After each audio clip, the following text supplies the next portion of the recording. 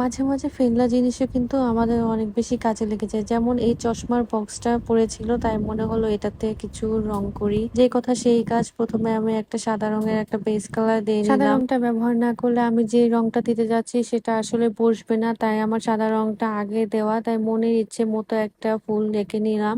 আমি এটা 2 শেডেড ফুল আঁকছি। এই ১ম বার ট্রাই করছি, তাই একটু এলোমেলো হয়ে গিয়েছে। তারপরে এটা অ্যাডজাস্ট করার ট্রাই করেছি। তোমাদের কাছে কেমন লাগছে অবশ্যই আমাকে জানাবে। তারপর আরো কিছু মন মতো ফুল এঁকে নিলাম। 2 শেডের ফ্লাওয়ার আজকে আঁকবো এটাই ভেবেছি।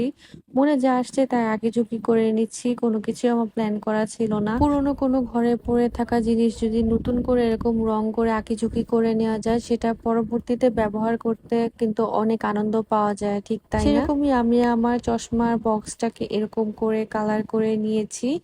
সবকিছু 2 শেডেড করার চেষ্টা করেছি, আর এটার আউটলুকটা জাস্ট এরকম এসেছে। তোমরা চাইলে এরকম করে নিজের পুরনো চশমার বক্সটা নতুন কোনো রূপে আনতে পারো। আর কেউ যদি আমার ভিডিও দেখে এরকম কিছু বানিয়ে থাকো তাহলে আমাকে অবশ্যই জানাবে।